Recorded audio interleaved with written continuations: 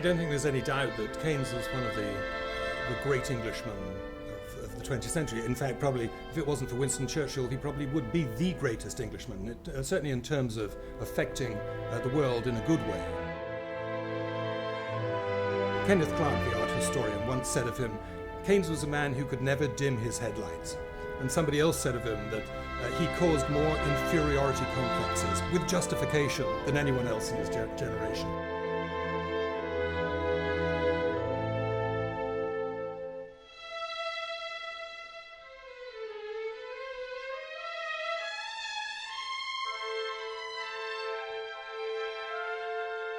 John Maynard Keynes was a comfortably well-off person.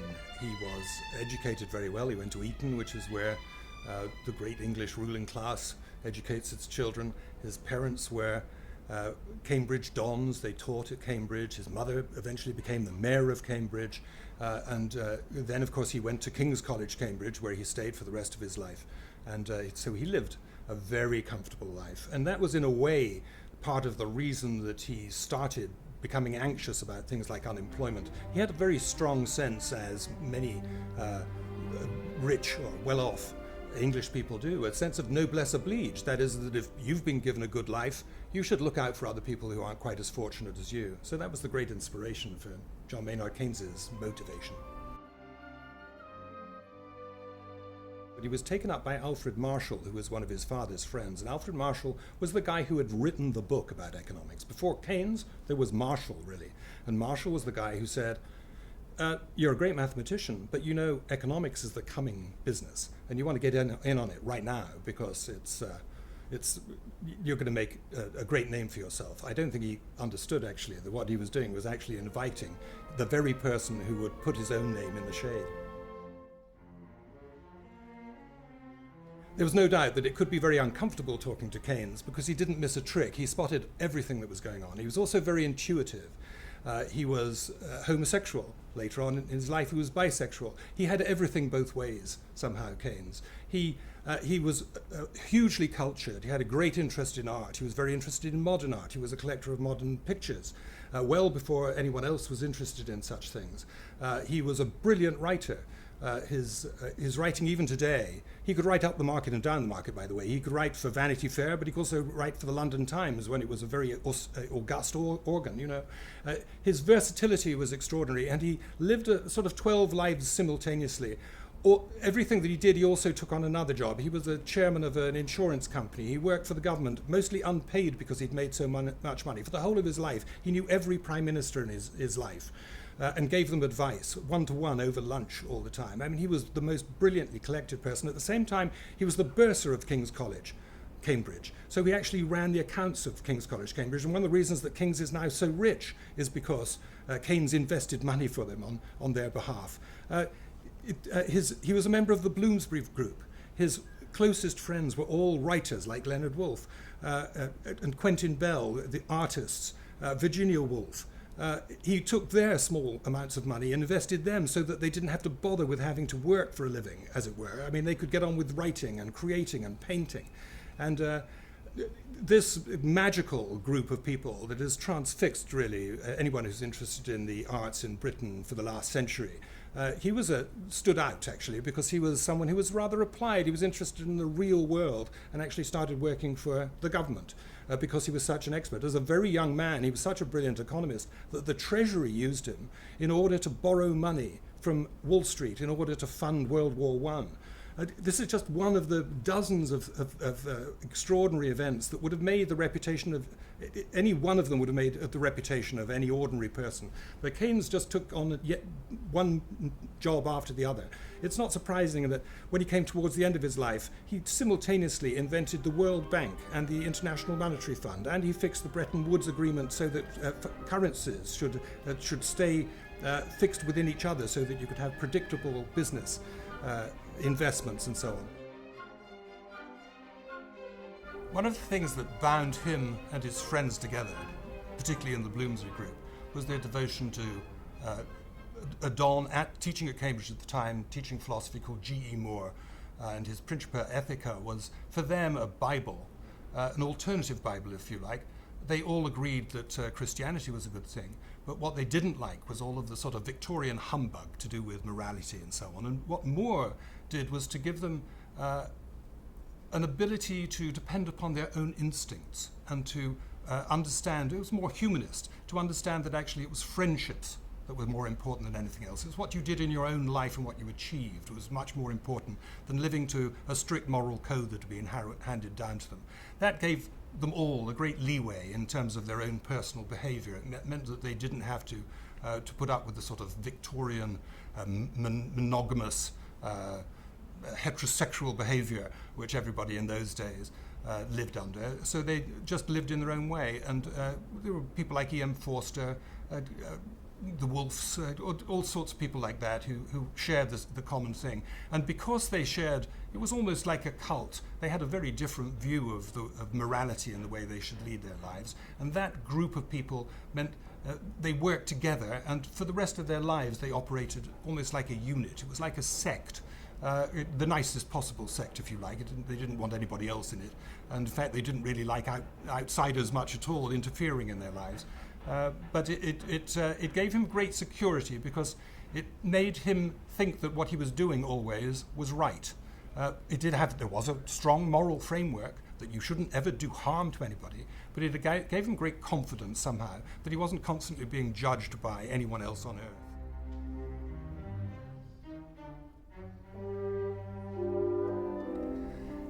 Keynes had been used by the British Treasury. He was employed by the Treasury to negotiate the loans that allowed not only Britain, but the whole of the Allied side, that's France and Italy, to fight World War I. Then as now, the Wall Street traders didn't believe that the Europeans would pay their money back, so they obliged Britain to borrow all of that money. And as a young man, an extraordinary responsibility was given. He did that deal with Wall Street.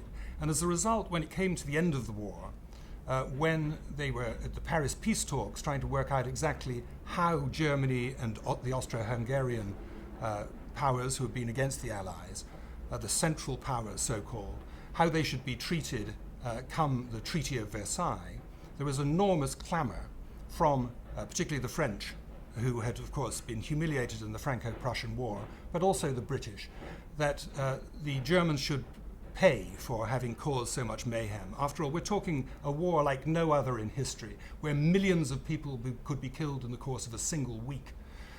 It was a devastating thing, and there was certainly public clamour to blame the Germans and to get them to pay back. Now, in the treaty that was drawn up, what they suggested was that the Germans should pay reparations. That is, for the next 10, 20, 30 years, Germany should give much of its industry away, including the use of the Rhine River, the Ruhr Valley industries. Everything that Germany could make, really, had to be handed over to the French and the English in reparations. Keynes was deeply depressed by this because he thought that if you deliberately crippled an industrial nation and turned it into an agrarian one, a well-educated and sophisticated society like Germany would turn to one extreme or the other. They would either become communist or fascist. And he said if that happened, then all that the Treaty of Versailles was doing was sowing the seeds for the next war, the Second World War. And he was absolutely right, of course. It turned out right. But that's not the point. The point was that for Keynes, a sensitive fellow, it drove him to distraction, and he had near enough a nervous breakdown, and he resigned from the Treasury. He actually spoke to the Prime Minister and said, "I'm off, I can't take this anymore." And he went home. He was so angry that he went to the home of his friends, Quentin and Vanessa Bell, Charleston in East Sussex, and he wrote at enormous speed this extraordinary tract called The Economic Consequences of the Peace, where he spelt out exactly how miserable the Paris peace talks had been, how each one of the leaders, including Woodrow Wilson, were craven in their inability to understand the consequences of what they were doing, and that it would sow the seeds for a World War II within a generation. And when that book was written at speed, it was published. Another thing that Keynes did, he published all his own books. Macmillan, who was the publisher, actually was just a printer. He did all of the publishing work himself. It was an enormous success worldwide. It made his reputation on both sides of the Atlantic. He became the go-to economist to talk to about what was likely to happen if you change things, and most importantly, really, in terms of a later history and his debate with Friedrich Hayek, it meant that the Germans and the Austrians all read Keynes in a sympathetic light and thought that he was someone that they should take an interest in and follow his thoughts as the thoughts developed.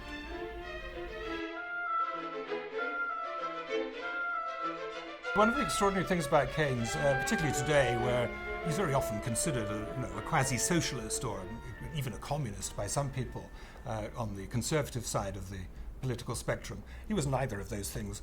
In fact, he wasn't even a member of the Labour Party. He was a lifelong liberal. So it's ironic, really, that this fellow, who is considered to be an enemy of capitalism, he believed he saved capitalism by tempering its worst aspects. He himself was immensely successful as a trader.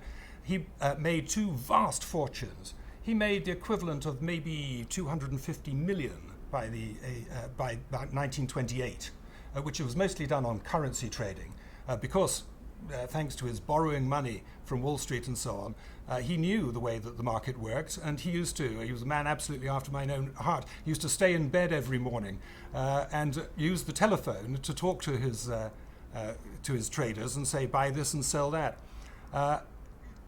He lost some money in the 1929 crash, but by 1931, he'd not only made all of his money back, he doubled it up. He made a fortune which in today's money would be worth about 650 million, which is an astonishing thing, which was all purely done on speculation. But he changed by then out of currencies, and he moved into what actually is the template that's been used in recent years by people like Warren Buffett and George Soros, for that matter, and that is to actually maybe hedge fund people do it too, and that is they narrow down the risk and they try to work out stocks that are going to substantially move upwards, and that's how he made his fortune. In fact, there's been a recent study, academics have gone back to look at the way he made money for King's College, Cambridge, where he was the bursar and looked after their affairs, and there it is, it's all spelt out exactly what he was doing. He was about 50 years ahead of his time, and was doing tricks that actually only people in the last 25 years have cottoned on to. So he was, even in playing the market, he was well ahead of the game.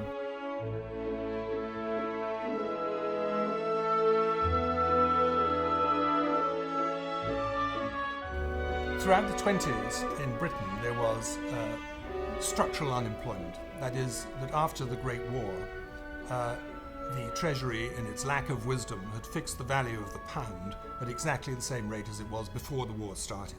And that meant actually that the economy didn't grow as much as it should because exports were far too expensive, imports were very cheap because the pound was overvalued, and there was a large number, we're talking millions of people, who were unemployed. It wasn't because they were lazy, it wasn't because they weren't looking for jobs, it's just that the economy didn't have jobs. He was particularly worried about them, and that's what he concentrated his thoughts on. And over time, he suggested that there were three ways that a government could help as the organ that was responsible for the welfare of the people. It could do three things. It could reduce interest rates so that it made it easier for people to invest and made it easier for people to borrow money to spend. He said you should reduce taxes. After all, you can always pay back the deficit later, but if you reduce taxes, that will allow there to be enough money in the system for people to be able to go out and spend things that people will make, and the people who make them will therefore get the money. And the third one, he said, and this was really the government a spender of last resort. He said that if no one else, if private industry is not doing it, then the government should intervene and actually employ people directly itself. And he said, for goodness sake, don't do things that private industry would already do. Don't eclipse don't stand in the way of private companies doing things. So do things which no private company would ever do, but the things that the country needs in terms of infrastructure, roads, public housing, bridges, education, schools and things like that, spend it on that. On the other hand, he said, in order to get money into the economy, if the worst comes to the worst, you could do no worse than getting a group of people, pay them to dig a hole in the ground, take pound notes, stuff them into bottles, bury them, then hire another lot of people to dig it all up and take the pound notes out.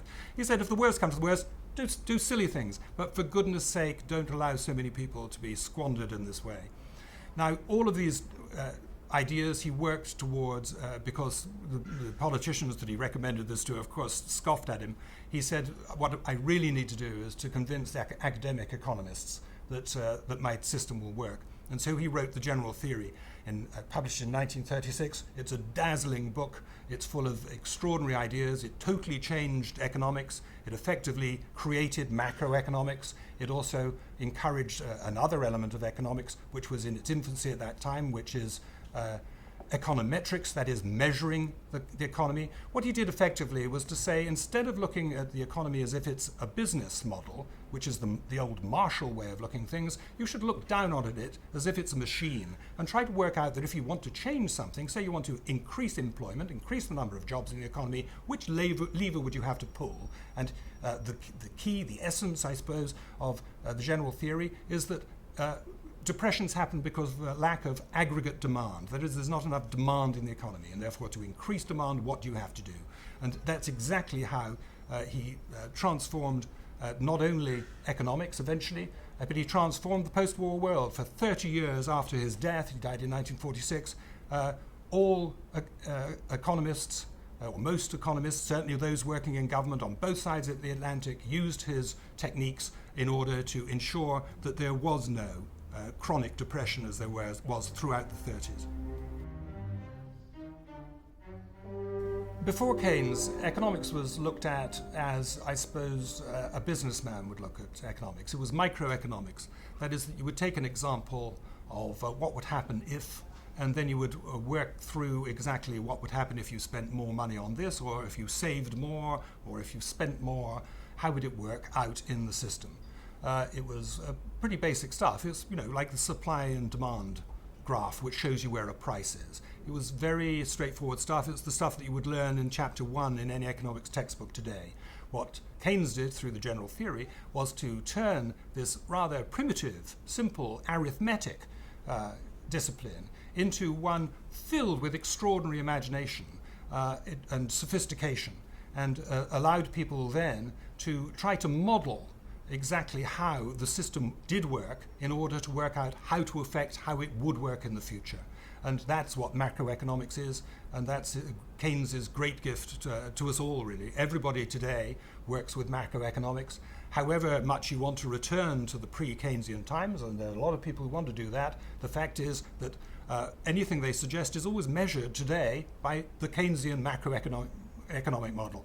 That's why even Milton Friedman, who was by no means a real Keynesian, but he said, we're all Keynesians now because we use the instruments that Keynes gave us in order to see how an economy works. Keynes was very anxious about people who were worse off than him, and he was particularly worried about people who had no jobs. He thought that was a personal tragedy multiplied millions of times by people. It was true in Britain throughout the 20s and 30s. It was true particularly, of course, in America, when America became a sort of Dust Bowl economy during the course of the 1930s. Notwithstanding the New Deal, still, so many people were out of work. And his simple dictum was, when he suggested doing something to employ people, and people said, I know, but that in the short run, that's going to cost us a lot of money. He said, never mind in the short run, we can get everybody employed. And in the long run, we're all dead. So what does it matter? What he meant was that you can keep kicking the ball into touch for as long as you like, because actually you never reach the horizon in life. The fact is that time will go on forever, and you can always deal with the problem later. One of the key aspects of the general theory, and one very often ignored by Keynesians, was if you look at the up and down, the ebb and flow of boom and busts, what Keynes suggested was that when it came to the bust, that's when you borrowed money, that's when you started employing people, that's when you tried to increase demand. But the essential corollary was that at the top of the boom, you should pay off that debt. Well, of course, the problem was in the post-war world was that the electoral cycle soon got out of sync with the business cycle. And so if a president or prime minister saw an election looming and they saw that the economy was heading towards the tank, they'd put their foot on the spending gas. And the result was we ended up with structural debt of massive proportions, which Keynes had never suggested that any nation should do. So though Keynes may be responsible, if you like, for borrowing money, for governments borrowing money, he certainly was not responsible for the sort of massive debt that all countries today find themselves in. Milton Friedman actually was very interesting because in many respects he was a Keynesian. That is, he understood exactly what Keynes was going on about. During the 50s he spent a lot of time in Cambridge, England, with the Keynesians, and he got to know them. He was a very friendly fellow, and they befriended him back. He therefore came to understand exactly what they were talking about. The problem was that as soon as Keynes was out of the way, that is, as soon as he was dead, the Keynesians became the people who persuaded others that Keynesian ideas were good, and they weren't always true to what Keynes might have done. That is, that they weren't quite as cautious as Keynes might have been. They weren't as, put it this way, they weren't as wise as Keynes, which is excusable. I mean, very few people had that brain power. And so what they were doing was suggesting all sorts of things in terms of governments intervening in the economy, which was inappropriate, which Keynes would never have subscribed to, including borrowing too much money at the wrong part of the business cycle. And so, yes, you can blame the Keynesians on what Keynes is now being blamed for. We should perhaps blame the Keynesians, probably just in the same way, you should blame the Marxists rather than Marx, and so on. Very often the person who invents the theory doesn't keep a hold of it until after they're dead, In the post-war world, the first 30 years roughly were Keynesian. But because there was too much borrowing at the top of the business cycle, when they should have been paying off the debt, they continued to borrow. Things got out of kilter, to put it mildly. And we ended up in the 70s with a horrible phenomenon called stagflation. That is, you had inflation in the double digits, and you also had no economic growth. Obviously, that's unsustainable.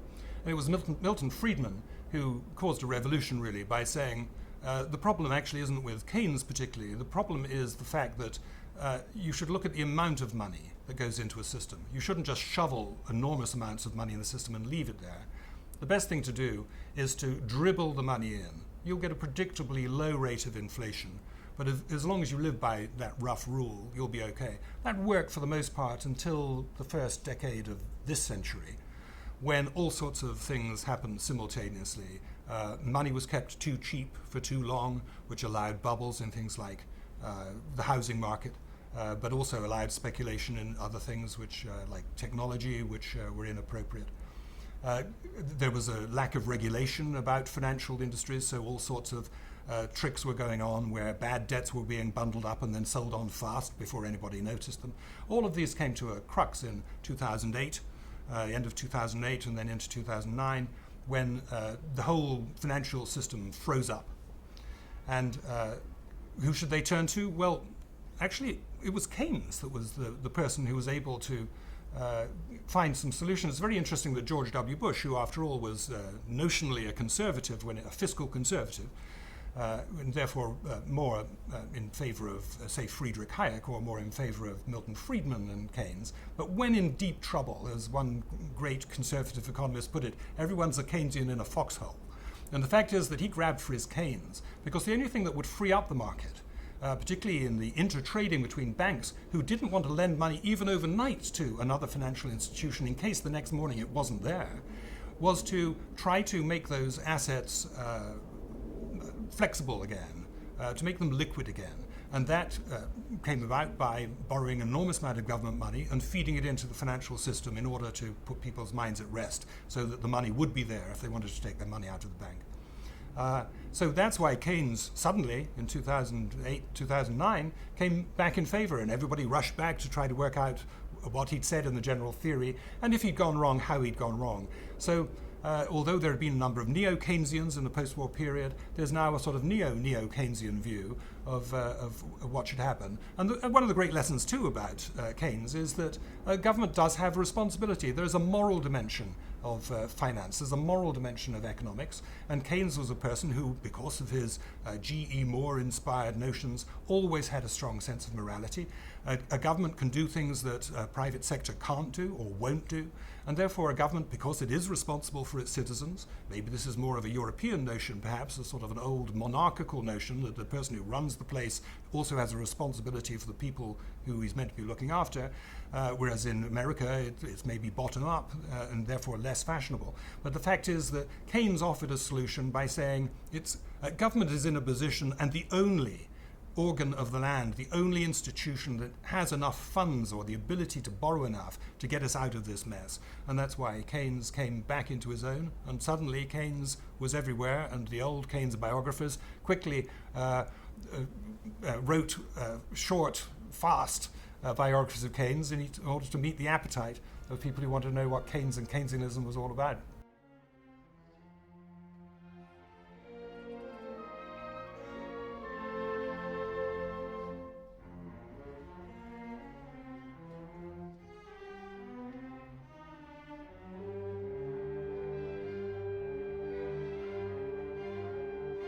There's no end, really, to Keynes's genius. And along with that, he was immensely charming. Everybody who was taught by him, you had to be pretty smart to be taught by him, otherwise he was not much interested in you. But if you could keep up with what Keynes was telling you, he was the most generous, warm-hearted person who went out of his way. He befriended all of the people that he taught, and they remained lifelong devotees of him. So this extraordinary personal charm, as I was saying, he was homosexual. Halfway through his life, he went to the ballet, of course, and there he saw in the Ballet Russe, Diaghilev's Ballet Russe, a young, admittedly boyish, ballet dancer called Lydia Lobakova, fell head over heels in love. For the second half of his life, he had a spectacularly successful marriage to a young ballerina. So you name it, Keynes seemed to have everything going for it, and he made the most of his life. And when he died young, his one regret, when he was asked, when he was very ill towards the end of his life, have you any regrets? He said, yes, I didn't drink enough champagne.